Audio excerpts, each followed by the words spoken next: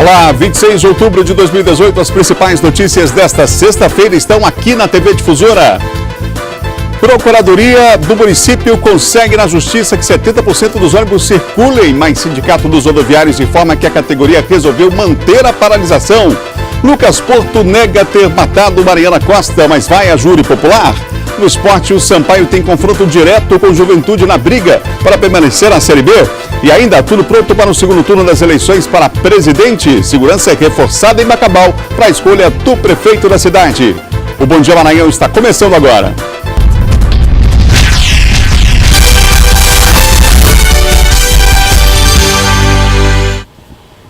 São 7h01. Um ótimo dia para você que nos acompanha em todo o estado. Estamos começando pela Difusora mais um Bom Dia Maranhão numa sexta-feira complicada. Aqui na capital, paralisação dos rodoviários. Nós vamos já de imediato com o Eduardo Ercília trazer informações para você sobre esse assunto que mexe com a rotina, em especial daqueles que moram aqui na capital e utilizam o sistema de transportes. Ô Eduardo, a gente vê pela imagem no fundo já alguns ônibus saindo, mas é a primeira, desde a madrugada a cidade está sem ônibus, né? Pois é, Adalberto, muito bom dia a você, bom dia a todos que acompanham o Bom Dia Maranhão, mas uma notícia fresquinha, exclusiva aqui, primeira mão a gente falando, os ônibus acabam de deixar aqui as garagens, a liberação acontece agora, neste momento, Adalberto, esse é o quarto ônibus que está saindo aqui, em frente a essa garagem que a gente se encontra aqui no bairro da Coama. Houve a liberação agora por parte de representantes dos sindicatos rodoviários que se encontravam aqui. Agora, Adalberto, antes, inclusive, a gente já comentou no Bandeira 2, que antecedeu o Bom Dia Maranhão, nós mostramos que houve uma confusão aqui, a gente vai mostrar que tem até estilhaços, parte de vidro aqui de um ônibus que acabou sendo quebrado no meio dessa confusão. Tá aqui, ó, estilhaços, a gente mostrando aqui agora, mostrou inclusive no Bandeira 2 uma confusão envolvendo um representante aqui, um encarregado de tráfego aqui da empresa e também os representantes dos sindicatos rodoviários, mas uma informação pelo menos boa agora para as pessoas que estão nas paradas de ônibus, estão saindo de casa agora, nesse momento, os ônibus começam a deixar aqui essa garagem e a informação que a gente tem dos sindicatos rodoviários é que todas as garagens foram liberadas a partir de agora, 7 horas da manhã, como estava previsto, para os ônibus poderem circular. Então essa é a informação que a gente tem, daqui a pouco a gente volta a falar desse assunto. Lembra também, Adalberto, que havia uma decisão judicial para que 70% da frota circulasse. Mas a gente circulou aqui com o nosso carro da TV Difusora, a gente andou por algumas avenidas aqui da capital São Luís e presenciamos poucos ônibus, viu? Poucos ônibus circulando aqui pelas avenidas da capital, alguns, mas a gente percebeu muitas pessoas na parada de ônibus. Estivemos agora há pouco no terminal de integração da Coama, a movimentação já era muito grande, muitas pessoas já aguardando a passagem do ônibus, mas eu tenho que esperar um pouco, porque só a partir de agora, 7 horas da manhã, agora são 7h03 da manhã, eles começam a deixar as garagens, então as pessoas vão ter que aguardar um pouco mais. Presenciamos também algumas vans passando aqui pela Avenida Daniel de Latouche, onde a gente se encontra, e a gente não sabe, mas é uma prática muito utilizada em período de paralisação, greve, que são pessoas que utilizam outro tipo de transporte justamente para arrecadar dinheiro. Aqui agora alguns agentes também de trânsito fazendo justamente essa organização, já que os ônibus começam a deixar aqui com um maior fluxo, então eles precisam estar organizando aqui o trânsito nesse momento. A partir de 7 horas da manhã aumenta o trânsito de veículos, o tráfego de veículos por toda São Luís. Pois é, havia essa decisão, 70% da frota, pelo menos visualmente, não estava sendo respeitada. A gente entrou em contato com o sindicato dos rodoviários que alegou que mesmo com essa decisão, mesmo tendo sido notificado, os ônibus permaneceriam parados nas garagens com representantes do sindicato da categoria, impedindo que esses ônibus saíssem. Inclusive aqui presenciamos essa confusão que aconteceu em frente a essa garagem aqui no bairro da Coama. Também, pela decisão judicial, não deveria haver coação ou também impedimento para que esses ônibus saíssem, mas aconteceu, pelo menos aqui onde a gente presenciou, aconteceu essa situação. Então, ok, Adalberto? Daqui a pouco a gente volta. Então, os ônibus já circulando a partir agora de 7 horas da manhã, já circulando normalmente, mas a gente espera aí, pelo menos ter essa previsão que normalize só daqui a uns 30 minutos ou a partir de 1 hora em alguns pontos mais distantes aqui da região central de São Luís ou de perto dos bairros próximos às garagens. Voltamos com você no estúdio, Adalberto Melo. Obrigado, Eduardo Ercília, que desde a madrugada acompanha essa paralisação aqui na capital. Você vê nas imagens ainda aí os ônibus saindo nesse momento, 2 viaturas pelo menos da Polícia Militar, os homens da PM desde cedo também na porta das garagens. Os ônibus começam a sair agora. Isso significa que o sistema só vai ser normalizado daqui a pelo menos, no mínimo, 2 horas, né, que é o tempo que os ônibus levam para fazer todo o percurso. Nós estamos aqui com imagens do bairro da Coama, na empresa Primor, uma das principais aí da cidade, uma empresa grande aqui da capital, mas desde a madrugada os ônibus não saíram, só agora os ônibus estão saindo. Você que vai para a escola, você que vai trabalhar nessa manhã, já fica logo sabendo, situação bastante complicada nessa sexta-feira, foi mantida a paralisação.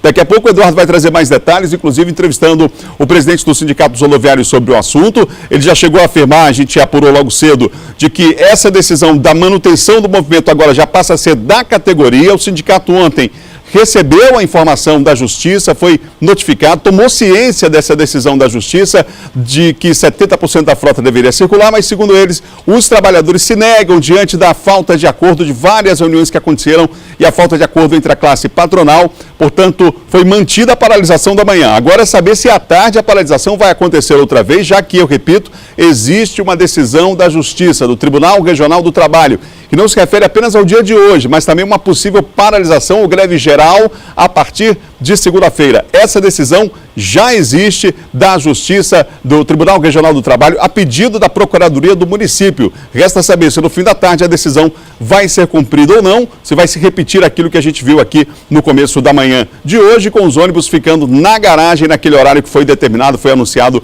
pelo sindicato da categoria. Nós vamos acompanhar, daqui a pouquinho Eduardo volta a falar sobre essa paralisação que aconteceu nesta manhã. Agora, portanto, os ônibus voltam a circular. São 7h07. O empresário Lucas Porto, acusado pela morte da sobrinha neta do ex-presidente José Sarney, será levado a júri popular. A audiência de instrução aconteceu nesta quinta-feira. Lucas Porto chegou para a audiência escoltado por policiais. Ele está preso desde o dia 14 de novembro de 2016 por conta da morte de Mariana Menezes de Araújo Costa Pinto. Lucas foi denunciado pelo Ministério Público pelos crimes de estupro e homicídio de Mariana, de quem era cunhado. A audiência já havia sido suspensa no ano passado por conta de um pedido da defesa para que Lucas fosse submetido a um exame de sanidade mental. O resultado dessa perícia constatou que ele não tem problema algum e que é responsável pelos atos que pratica. No início da nova sessão, a defesa de Lucas Porto apresentou uma série de questões de ordem, incluindo o pedido para que fossem ouvidas 2 novas testemunhas do caso. Todos os pedidos foram indeferidos pelo juiz. Apenas uma testemunha foi ouvida no depoimento de hoje. O médico que fez o primeiro atendimento a Mariana confirmou que ela chegou morta ao hospital. Em seguida, foi a vez de Lucas Porto ser ouvido. Logo de cara, ele disse que responderia apenas às perguntas feitas pela defesa. Mas questionado pelo juiz se era responsável pelos crimes dos quais foi acusado, negou a autoria. São verdadeiras as acusações feitas como testemunho deste processo de ter matado e estuprado a vítima? Não, são todas falsas. Na época em que foi preso, Lucas teria confessado a autoria do assassinato à polícia. Mariana foi encontrada desacordada no apartamento onde morava no Turu. Câmeras de segurança do condomínio mostraram Lucas entrando e saindo do edifício naquele dia. Ele se tornou o principal suspeito do crime, que acabou confessando à polícia 2 dias depois. Exames feitos pela perícia revelaram a presença de sêmen no corpo e nas vestes da vítima. O resultado reforçou a tese de que Mariana foi estuprada depois de assassinada. A família da vítima e a promotoria de acusação não têm dúvidas de que Lucas foi o responsável pelo crime. 2 anos se passaram, a gente sabe que a gente tem um assassino confesso e que até agora nada foi decidido. Então a gente fica nessa expectativa da justiça. E o que a gente quer é só isso, que a justiça ela seja sim feita e que seja feita logo. A tendência, como as outras provas já estão nos autos de autoria e materialidade, é pedir que o acusado Lucas Porto vá a júri popular, seja julgado pela sociedade pelos crimes que ele cometeu. Olha, o terceiro suspeito pela morte de 2 crianças após um tiroteio no interior do estado foi apresentado pela Superintendência de Polícia Civil do Interior durante coletiva realizada aqui na capital. Apontado como suposto autor dos disparos que matou as 2 crianças e acertou a mão de uma terceira pessoa, Danilo Cutrim foi preso na casa de uma tia, na Vila Bacanga, em São Luís. No momento da prisão, ele estava cortando o cabelo para mudar de fisionomia, como forma de facilitar a fuga com a filha e a esposa, possivelmente para o Paraguai. Fomos ao local com uma parte da equipe desse HBP, na Vila São Sebastião, onde mora uma senhora chamada Mondoca, que seria a parentada dele. E haviam 3 casas supostas onde ele poderia estar. Mas hoje pela manhã, né, a gente recebeu a confirmação de uma pessoa que mora na região, que disse que teria avistado ele por lá. E cercamos a casa pelo fundo, que tem saída por fundo para um lugar da mangue, né?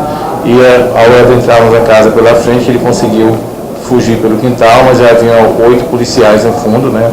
Que dá para outra rua, atravessar o Sebastião. De acordo com a polícia, tanto Danilo quanto o Leandro Santos, que já havia sido preso tentando fugir de Santa Inês na noite do crime, premeditaram juntos toda a ação e cometeram o que a lei chama de erro de execução, ao efetuar disparos em um local público tão distante do alvo, assumindo o risco de matar outras pessoas. Com as mortes de Joniel Ribeiro, de 7 anos, e Vitor Gabriel Rodrigues, de 8, os 2 suspeitos devem responder por duplo homicídio doloso. Danilo afirma que não efetuou os disparos e que havia apenas fornecido a arma usada no crime. Mesmo com a negativa de participação direta no crime, a polícia informa que há indícios suficientes para que Danilo Cutrim seja apontado como o autor dos disparos que vitimou as 2 crianças no município de Santa Inês.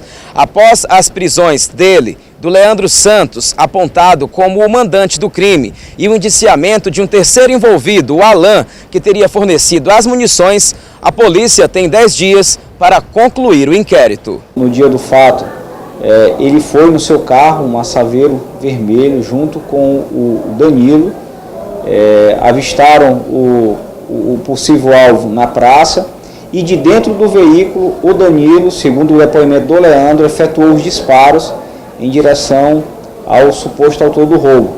E aí nesse momento foram efetuados 3 disparos, atingiu a mão de uma pessoa que estava lá em companhia desse autor do fato e acertou fatalmente as 2 crianças.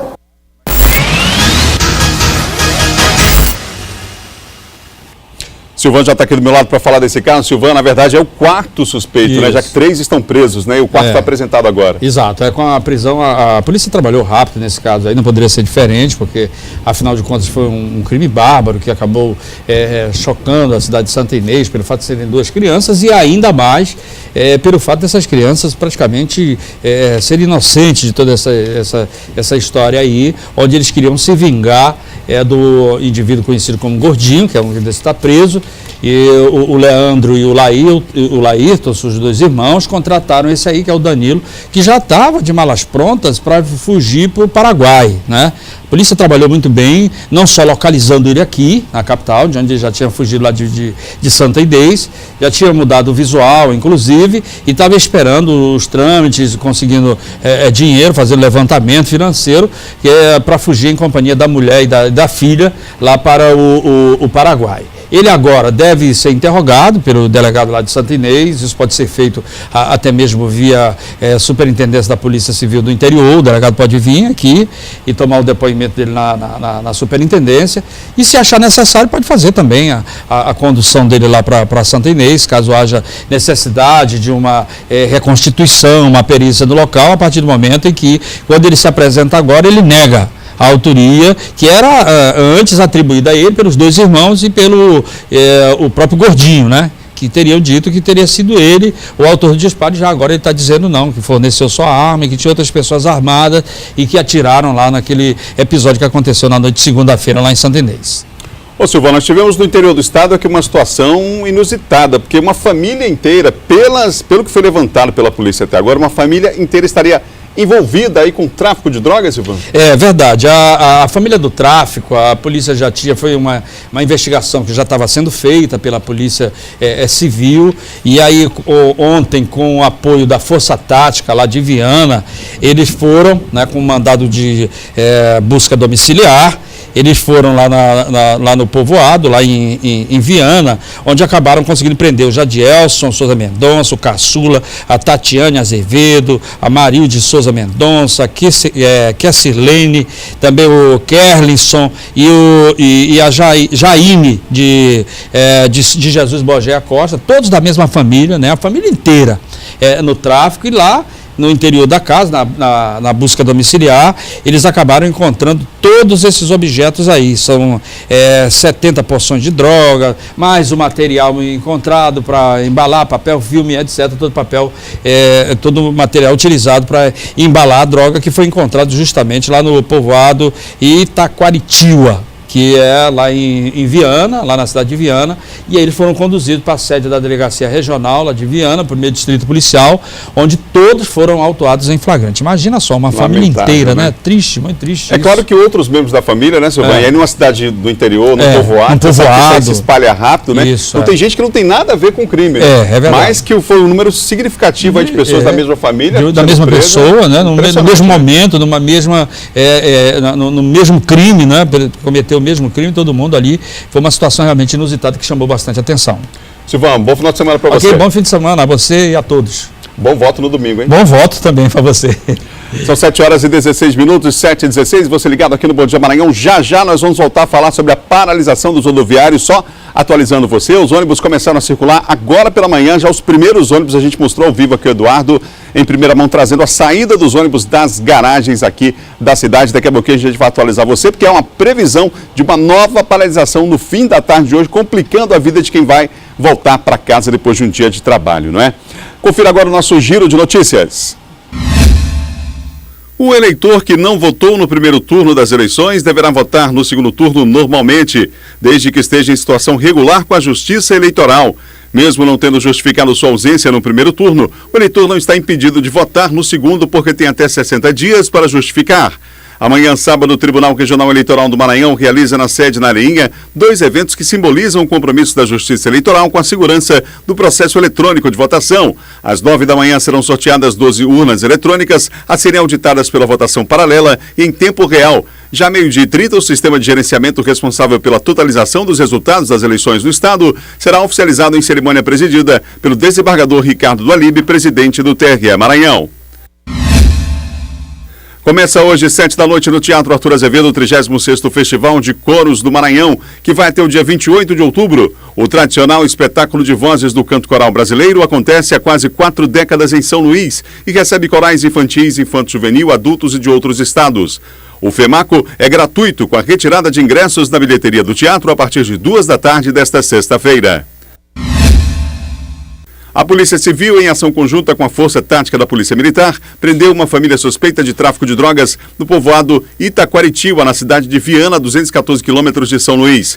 De acordo com informações policiais, uma detalhada investigação culminou na ordem judicial de busca e apreensão domiciliar na casa de Wanderson Souza Mendonça, conhecido como Neném. Na ação policial, 6 pessoas da família de Wanderson foram presas em flagrante. A família do tráfico está sendo investigada pelos crimes de associação para o tráfico e tráfico de drogas.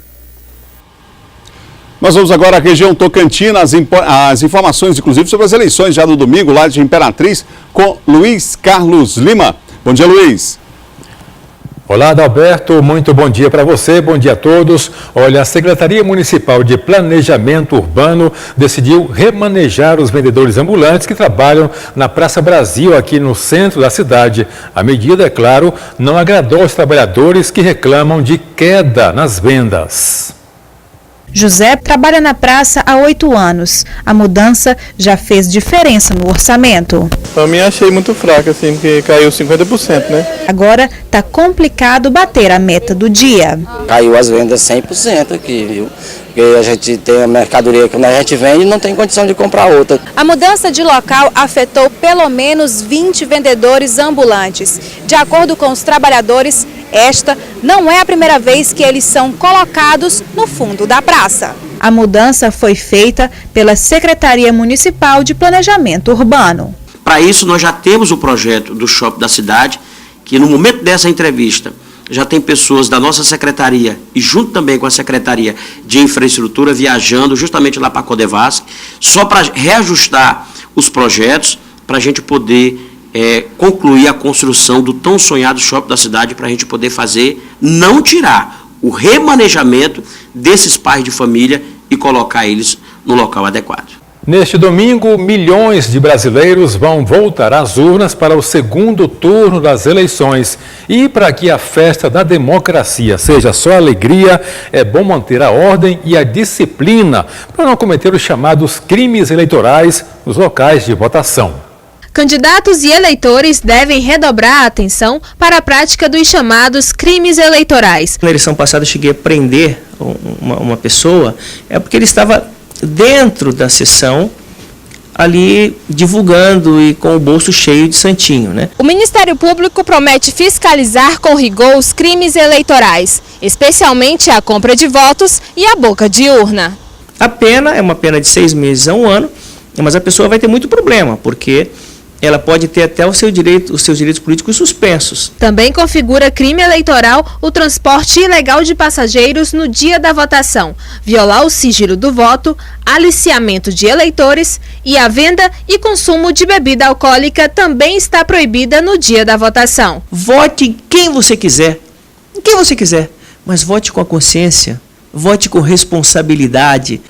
Por hoje é só, Adalberto. A gente volta com você desejando um ótimo fim de semana a todos. Obrigado, Luiz. Bom final de semana para vocês aí também. No próximo bloco, o Instituto Datafolha aponta queda de Bolsonaro e subida de Haddad na reta final da campanha. Nós vamos falar ainda sobre o não cumprimento da lei que estabelece a transparência das contas públicas aqui do Maranhão. Já assunto para John Coutrin. E ainda, a greve dos rodoviários, a paralisação, na verdade, dessa sexta-feira que já aconteceu, os ônibus voltam a circular, imagens ao vivo nesse momento, circulando pela cidade a nossa equipe, imagens do trânsito aqui na capital de todos os maranhenses nessa manhã de sexta-feira. Já voltamos com informações também dessa paralisação dos rodoviários. Avenida dos Holandeses, nesse instante, imagens ao vivo para você.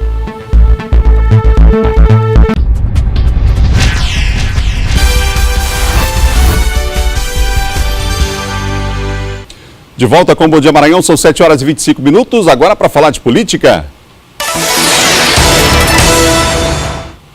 Comigo aqui no estúdio do Bom Dia, nosso comentarista John Coutrin. John, bom dia para você. Bom dia, Adalberto. Bom dia a todos. John, vamos começar falando sobre essa pesquisa que saiu ontem do Datafolha, já que há, de fato, comprovado que algumas declarações que foram feitas, segundo o Datafolha, prejudicaram o candidato Bolsonaro e cerca de 2,5 milhões de votos mudaram de lugar, saíram do Bolsonaro e foram para o candidato do PT, o Fernando Haddad. É isso, Adalberto, correto.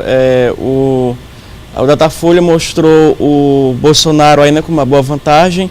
Segundo o Datafolha, o Bolsonaro pontua com 54%, 56% contra 44% do Haddad. Só que tem um detalhe, a diferença caiu 6 pontos nessa semana, Adalberto, e o que era 18 agora é apenas 12 pontos de diferença entre o Bolsonaro e o Haddad.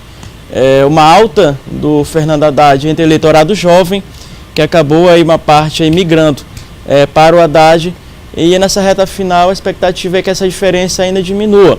É claro que o que aconteceu, o PT, a campanha eleitoral foi mais incisiva na televisão, partiu para os pontos fracos do Bolsonaro. Pegaram declarações deles relacionadas a vários assuntos, inclusive a questão das classes sociais, que ele disse que coitadismo também repercutiu muito mal entre os segmentos sociais e, claro, além das respostas relacionadas à ditadura, a fascismo, inclusive a própria declaração que ele deu em relação ao Maranhão, dizendo que ia varrer o comunismo do estado do Maranhão, ou seja, várias afirmações que acabaram repercutindo muito mal em relação à candidatura. Claro, o filho dele, a gente pode nunca esquecer disso, a declaração do filho dele, a afirmativa, e de que ia fechar o STF também repercutiu muito ruim entre o eleitorado, sobretudo em relação à ameaça ao Estado Democrático de Direito. Então, é claro que isso influenciou diretamente nessa pesquisa Datafolha, que em todas elas apontam uma queda do Bolsonaro e, claro, por outro lado, a subida do Haddad. Nós temos aí já quinta-feira, sexta-feira, temos aí 2 dias para que ele possa diminuir ainda mais a diferença. Ô John, está tudo pronto para as eleições aqui no estado em relação à justiça eleitoral, mas nós também vamos falar sobre os preparativos e a expectativa aí dos 2 candidatos, do do comitê do Fernando Haddad aqui na capital, também do Bolsonaro, uma expectativa grande. Vai chegando a hora da eleição e, claro, é inevitável que essa expectativa cresça em relação aos dois candidatos. O repórter Ciro Mineiro foi conferir os preparativos para o pleito deste fim de semana, que inclui, inclusive, eleições complementares lá em Bacabal. Na capital, os comitês dos dois candidatos à presidência da República seguem realizando atividades de praxe, como a adesivagem de veículos. Sempre contando com a presença de militantes, esses espaços são fundamentais para que os candidatos ganhem maior visibilidade e conquistem o máximo possível de eleitores. No último domingo, São Luís foi tomada por movimentos em sinal de apoio aos dois candidatos. Uma carreata pró-Bolsonaro percorreu diversas avenidas da cidade. Maura Jorge, que concorreu ao governo do estado, marcou presença. Já no bairro do Anil, Fernando Haddad realizou uma caminhada ao lado do governador eleito Flávio Dino. O candidato do PT, que obteve uma votação expressiva no Maranhão no primeiro turno, recebeu o apoio de centenas de eleitores. O PT foi o partido que sempre defendeu os pobres, né? Sempre foi o porta-voz, né, dos excluídos. E isso nós já estamos preparados. Mas o PT é o maior partido.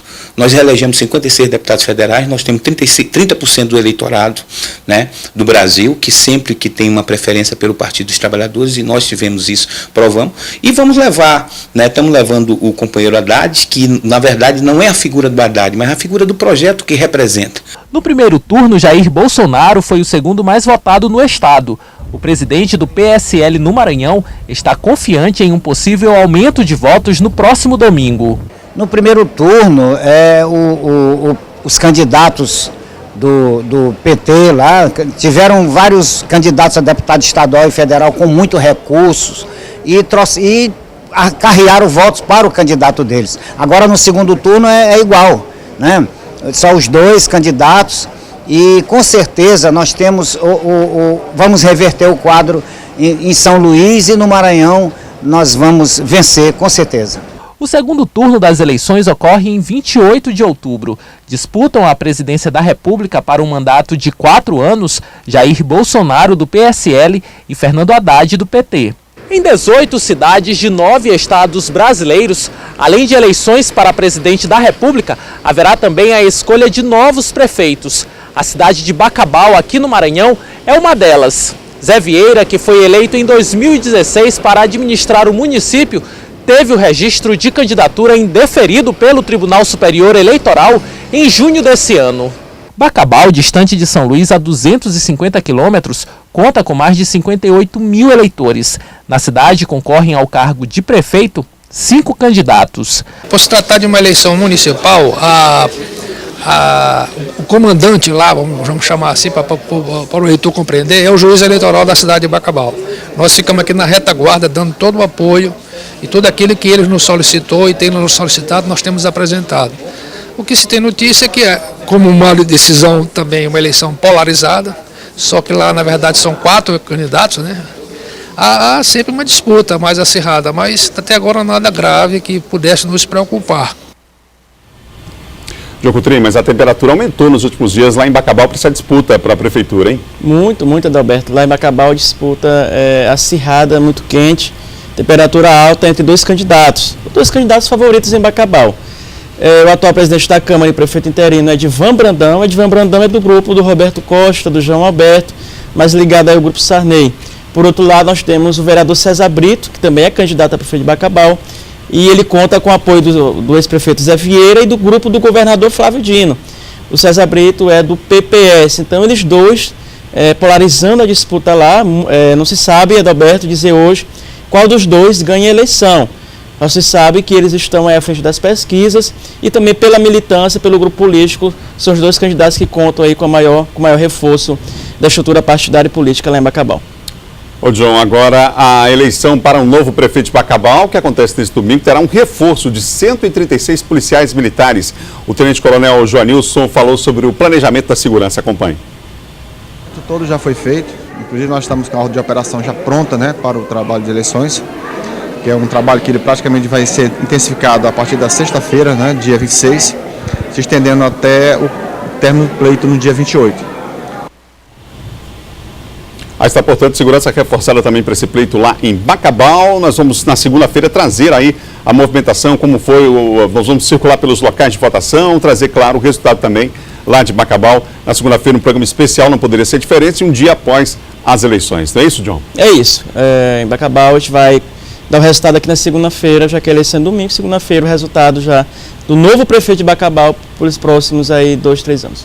O Tribunal Superior Eleitoral, John, manteve o indeferimento da candidatura do Emetério Weber, não é isso? O Emetério, nós falamos aqui durante a campanha do Alberto, abordamos esse assunto, explanamos a situação complicada e difícil do Emetério Weber. Emetério Weber, deputado estadual, e que concorreu mais uma vez a mais um mandato. Só que ele tinha vários problemas da justiça, ações de improbidade, foi enquadrado na lei da ficha suja, mas ainda assim ele concorreu. E os votos dele não foram computados, Adalberto, assim que terminou o resultado. Ele conseguiu até uma decisão, apareceu novamente a votação dele, ele ficou como segundo suplente da coligação, 30 mil votos, só que o Tribunal Superior Eleitoral confirmou a decisão do Tribunal Regional Eleitoral, ou seja, confirmou a decisão de condenação da Emetério Weber e, por consequência, por sua vez, a anulação dos votos. Ele obteve, Adalberto, 30 mil votos, ficou naquela segunda suplência do Chapão, atrás do Edivaldo, e ainda assim, ainda que fossem chamados, por exemplo, 2 secretários do governador Flávio Dino, por exemplo, o Neto Evangelista, ou aí outro Marcelo Tavares, ainda assim não pode assumir, ou seja, sobe o Edivaldo e o terceiro suplente, porque o Emetério Weber acabou tendo aí os seus votos anulados e a condenação confirmada pelo TSE. Agora, o Ministério Público denunciou a ex-prefeita de Bom Jardim por dispensa ilegal de licitação. Uma licitação de mais de 100 mil reais, a ex-prefeita Maurinete Gralhada, que assumiu no lugar da Lidiane Leite, que saiu da prefeitura naquela época. Ela ex-deputada, né? Exatamente, ex-deputada lá de Bom Jardim. Assumiu, só que ela fez uma licitação para compra de peças lá em Bom Jardim e 100 mil reais acabou gerando desconfiança, porque quando foram observar só tinha um ônibus lá na cidade de Bom Jardim. Ela não conseguiu justificar esse gasto todo, esse gasto exorbitante desse gasto com peças para apenas um veículo. Para fechar, a maioria dos portais da transparência das prefeituras, das câmaras do Maranhão, não são atualizados. Aí não adianta, né, João? Ainda hoje no Maranhão isso acontece, Adalberto. Por exemplo, nas prefeituras maranhenses, apenas 64 das 217, aí, ou seja, 30% apenas, que acaba aí utilizando o portal Transparência, colocando alguma coisa. Das câmaras municipais ainda é pior, apenas 9%, ou seja, 21 câmaras municipais que ainda tem esse portal de transparência, só que há muitas falhas na questão da atualização, em relação à folha de pagamento, licitação, ou seja, há muita coisa aí que eles acabam escondendo, prestação de contas, que eles não acabam colocando no portal da transparência e não cumpre a lei. Isso é lei, Adalberto, mas infelizmente no Maranhão isso ainda falta ser cumprido.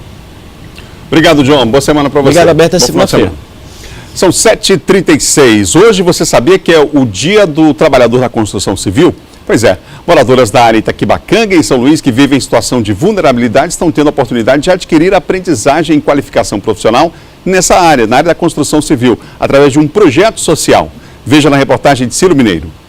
As aulas foram iniciadas nesta quinta-feira. 2 das 6 turmas já começaram os trabalhos de assentamento de cerâmica e de eletricista. As atividades ocorrem no Centro de Trabalho e Cidadania, no bairro do Anjo da Guarda. Há quase 2 anos desempregada, a Natália vê no curso a oportunidade de reingressar ao mercado de trabalho. Como o mercado de trabalho está difícil, aí quanto mais custos, melhor, né?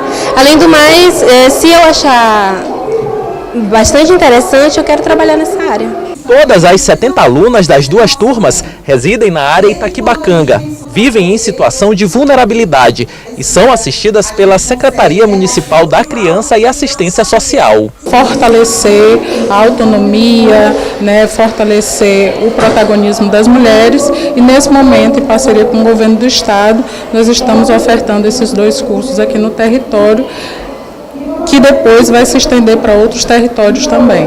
A absorção de mulheres no setor da construção civil cresceu quase 50% nos últimos 10 anos. São mais de 200 mil mulheres espalhadas por todo o país. O Maranhão é o 5º estado do Brasil que mais empregou formalmente mulheres no mercado da construção. Através do projeto Mulheres que Constroem, elas já saem qualificadas e prontas para atuar no setor. Um dos parceiros que nós temos nesse projeto, além da prefeitura, das associações, né, o EMASul, Imperatriz e EMA, é o próprio Sindicato das Empresas da Construção Civil, que já sinalizou, algumas empresas já vêm sinalizando o interesse de contratação de boa parte das formadas no curso Mulheres que Constroem. Muito legal, né? A gente convidou para uma entrevista hoje aqui um representante do Sindicato dos Trabalhadores da Construção Civil, mas infelizmente não compareceu para a entrevista, o assessor de comunicação do sindicato. No próximo bloco, o Sampaio pega o Juventude pela Série B do Campeonato Brasileiro, confronto direto aí para sair, aí para se manter, no caso, na Série B do Brasileiro, né? Tem informações também sobre a paralisação dos rodoviários, a gente volta já a paralisação que aconteceu nessa sexta-feira, os ônibus já estão circulando, mas no final do dia, nova paralisação deve acontecer. O Andia volta daqui a pouquinho, depois do intervalo.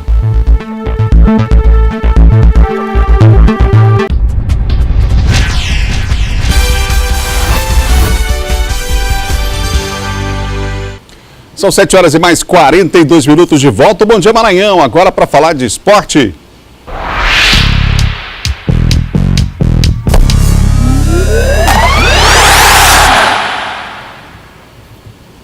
Está comigo Laércio Júnior. Laércio, dia importante para o Sampaio. Vamos falar de Campeonato Brasileiro. É assim que a gente começa o bloco de esporte hoje. Começa falando da Série B. Se vencer hoje, dorme fora da zona do rebaixamento e joga batata quente lá para o CRB, né? Essa é a importância do jogo. Confronto direto envolvendo Sampaio Correia e Juventude. O Juventude vive uma situação ainda pior. Ele tem 32 pontos. É a mesma pontuação do Sampaio, mas tem um critério de desempate. O principal deles, que é o maior número de vitórias. O Juventude só ganhou 6 partidas e vem numa situação muito difícil. Vem de 3 derrotas sob o comando do técnico Luiz Carlos Vick, que já comandou o Sampaio no começo da década passada. Vamos saber as últimas informações da Bolívia Querida, que terá 3 novidades para o confronto de hoje. O chamado jogo de 6 pontos. Esta é uma frase comum no futebol quando os times se enfrentam empatados ou próximos na classificação. Juventude e Sampaio estão empatados com 32 pontos, separados pelas 2 vitórias a mais que o Sampaio tem. Outro dado comum é o fato dos dois terem perdido na última rodada. Aliás, os gaúchos vêm de 2 derrotas seguidas. Uma delas em casa para o Goiás por 5-3, após estar vencendo por 2-0. Essa situação, né, do fator casa deles serem pressionados, e a gente ter a tranquilidade de defender muito bem e quando chegar no ataque em frente ao gol a gente conseguir fazer os gols e matar a partida. Um jogo muito importante não só para eles quanto para a gente, então a gente tem que pensar do nosso lado, procurar trabalhar aqui, procurar fazer a nossa parte, para ir lá sexta-feira e fazer a nossa parte e somar os 3 pontos. No lado tricolor, o foco é em manter o ritmo de bons jogos e não se deixar abalar com a derrota em casa na última rodada. Isto não deve ser muito difícil para um time que já esteve a 8 pontos do primeiro time fora da zona de rebaixamento. Agora o Sampaio só está a 3. Agora não é ter esperança, e sim convicção do que a gente tem que fazer, do resultado que a gente tem que ir buscar, principalmente lá fora, para a gente se manter na Série B. Independente de quem entrar, de quem jogar, o Sampaio está bem servido, então a gente espera que quem entrar possa ajudar. O mais importante é que o Sampaio saia vencedor, independente de quem jogar. Então os jogadores aí conversando, o Marcinho e o Adilson Goiano, eles conversaram bastante ao longo da semana em relação à possibilidade do Sampaio Correia nesse jogo contra o Juventude. E o Marcinho não fez mistério, desde aqui já saiu o Mateuzinho escalado para atuar na frente ao lado do William Barros. Não fez mistério também em relação ao substituto do William Oliveira, ele coloca o Diego Silva, que trabalha melhor a bola, embora não tenha o mesmo poder de marcação. E na lateral direita entra o Bruno Moura, que foi titular na Copa do Nordeste. Enfim, o Sampaio bem forte e tomara que o ataque funcione. O torcedor tem brincado que do goleiro até o Fernando Sobral tá tudo dando certo, é um dos melhores, talvez o melhor time da Série B. O problema tá dali para frente, Danielzinho, Mateuzinho, William, Alvinho, os jogadores que vêm jogando no setor ofensivo e não estão marcando gols. Olá, agora tem uma bomba aí que pode mudar tudo na parte de baixo da tabela da Série B. Que novidade é essa aí, hein? Pois é, o Boa Esporte é que está na pior situação, né, Adalberto? Mas dependendo do que acontecer no STJD, a situação pode mudar. O Paysandu ontem protocolou uma denúncia contra o São Bento em relação a esse jogador que você vai ver aí agora aqui na sua tela, no Bom Dia Maranhão. Trata-se do Gabriel Vasconcelos. O que acontece? O Gabriel Vasconcelos, ele é um jogador do Corinthians que estava emprestado para a Ponte Preta. Ele jogou, inclusive, a sua última presença como jogador profissional foi na Ponte Preta. O regulamento da competição da Série B, ele prevê que apenas 5 jogadores de clubes que disputam a Série B podem se transferir para outros clubes da mesma série. Ele seria o 6º. Por quê? Ele jogou na Ponte Preta, só que o São Bento tentou maquiar a situação. Da Ponte Preta ele voltou para o Corinthians, em menos de 24 horas o Corinthians rescindiu o contrato com o Gabriel e ele foi parar lá no São Bento como 6ª contratação. Existe um item do regulamento, do artigo 8, que diz o seguinte: transferência à ponte não vale. E está caracterizada uma transferência à ponte, ou seja, não é do Corinthians que ele está indo para o São Bento. Ele está indo da Ponte Preta, concretiza a 6ª contratação. O São Bento pode perder 15 pontos, porque o Gabriel participou de 5 jogos da campanha do clube na Série B do Campeonato Brasileiro, o que automaticamente rebaixa o São Bento para a Série B, caso seja confirmada a situação. Agora vamos falar também da Série B do Campeonato Maranhense. Veja como foi a classificação do PAC para encarar o Chapadinha na decisão de amanhã. No primeiro tempo, a equipe visitante é melhor em campo. O Timon leva mais perigo à área adversária. Com a forte marcação, foram poucas as chances de gols no fim da primeira etapa. Bola lançada na área, indecisão da defesa do PAC. Bola na trave. O tempo normal termina no empate sem gols. Foi um jogo de muita marcação, poucas chances de gols, muitos lances desperdiçados. A decisão para saber quem irá para a final entre o PAC e o Timon será nos pênaltis. O Timon dá início às cobranças de pênaltis. Cris converte em gol a primeira cobrança. Juninho Pindaré empata para o PAC. Na segunda cobrança do Timon, Vitor chuta para fora. Lucas Costa bate com categoria e abre vantagem para o PAC. Da terceira até a quarta cobrança, os jogadores das duas equipes convertem os chutes em gols. Na última batida de pênalti pelo PAC, Diego faz o gol da classificação para a final do campeonato.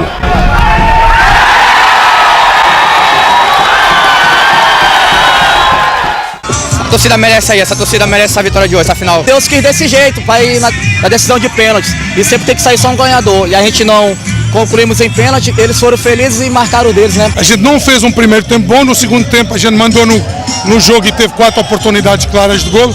Eles tiveram uma bola na trave, mas acabou por ser justo o empate, porque eles dominaram o primeiro tempo, a gente dominou o segundo. Nada como um dia após o outro, né? O técnico Luiz Miguel estava em baixa no futebol maranhense, pegou o Pinheiro com uma semana só de trabalho e conseguiu levar a equipe para a final, tirando inclusive o Juventude da decisão. O Pinheiro venceu lá por 2-0, Juventude que tinha o maior investimento dessa Série B do Campeonato Maranhense. Primeiro jogo amanhã, Adalberto, 15 para as 4 da tarde no Estádio Municipal Costa Rodrigues, lá na Princesa da Baixada. A volta é na outra semana lá em Anapurus, no Batistão. Obrigado, Laércio. Bom final de semana com muito esporte. Um abraço, vamos aguardar. São 7h49, 7h49, você ligado aqui no Bom Dia Maranhão. Nós vamos voltar a falar sobre a paralisação dos rodoviários desde a madrugada de hoje. Agora, de volta, o Eduardo Ericeira com a gente aqui no Bom Dia, atualizando você sobre essa paralisação. Os ônibus já voltaram a circular, não é isso, Eduardo? Olá, Adalberto, voltamos a falar ao vivo aqui no Bom Dia Maranhão, agora ao lado do presidente do Sindicato dos Rodoviários, Isaías Castelo Branco. Isaías, a gente já esteve, está circulando hoje, desde amanhã, desde as primeiras horas da manhã dessa sexta-feira. Estivemos hoje já cedo na porta de uma das garagens aqui, que presta serviço de transporte público aqui da capital, Primor. Os ônibus voltaram a circular a partir das 7 horas da manhã, como havia sido combinado. Pergunta aí que todo mundo que está em casa deve estar querendo saber, deve estar acompanhando, para saber. À tarde vai acontecer essa nova paralisação, está mantida. Como é que vai ser a situação a partir de hoje? Muito bom dia, obrigado por nos atender. Bom dia, Roberto, bom dia a todos do estúdio. Na verdade, está mantido o nosso movimento para tarde também.